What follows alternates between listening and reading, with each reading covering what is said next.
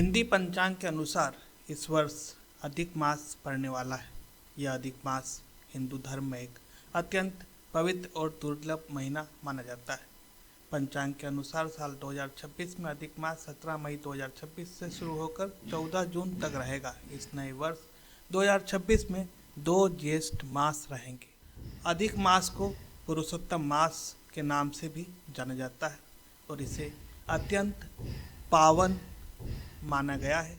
धार्मिक मान्यताओं के अनुसार यह मास स्वयं भगवान श्री कृष्ण के स्वरूप से जुड़ा हुआ है और श्रीमद् भागवत गीता में भगवान श्री कृष्ण ने पुरुषोत्तम मास को अपना ही स्वरूप बताया है।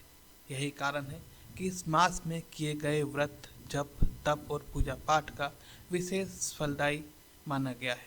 अधिक मास को आध्यात्मिक उन्नति का महीना माना जाता है, जिसमें व्यक्ति सांसारिक गतिविधियों से थोड़ा दूर होकर ईश्वर की भक्ति में लीन होता है। यह समय आत्मशुद्धि और मन की शांति प्राप्त करने का सबसे उत्तम अवसर होता है। यह महीना व्यक्ति को अपने जीवन के दोषों को पहचानने और उन्हें सुधारने का अवसर देता है। इससे जीवन में सकारात्मक परिवर्तन आते हैं और मानसिक संतुलन बना रहता है। इस पूरे महीने को धर्म, साधना और आत्मचिंतन के लिए अत्यंत शुभ माना गया है। भगवान विष्णु की पूजा अर्चना का इस समय अधिक महत्व होता है और भक्त इस अवधि में नियम, संयम और भक्ति के मार्ग को अपनाने का प्रयास करते हैं।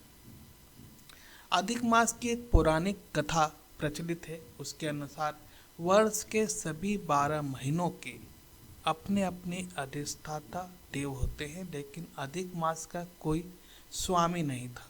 इस कारण लोग इसे तिरस्कार पूर्वक मल मास कहकर पुकारने लग जाते हैं। लगातार अपमान और उपेक्षा से यह मास अत्यंत दुखी हो जाता है।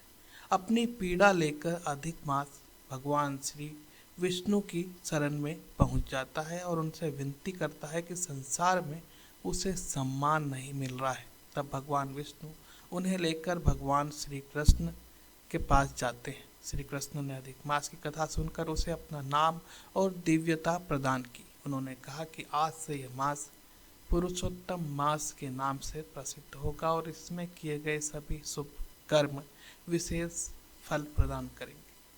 मान्यता है कि इस दौरान पवित्र नदियों में स्नान करने से, तीर्थ स्थलों की यात्रा करने से और भगवान विष्णु व श्री कृष्ण की उपासना करने से मनोकामनाएं पूर्ण होती है और यही कारण है कि अधिक मास को भगवान पुरुषोत्तम को समर्पित माना गया है और इसे पुरुषोत्तम मास कहा गया है।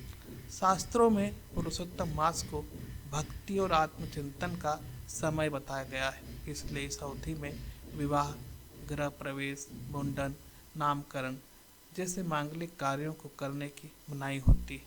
पितृ कर्म और बड़े शुभ आयोजन भी इस माह में नहीं किए जाते। धन्यवाद।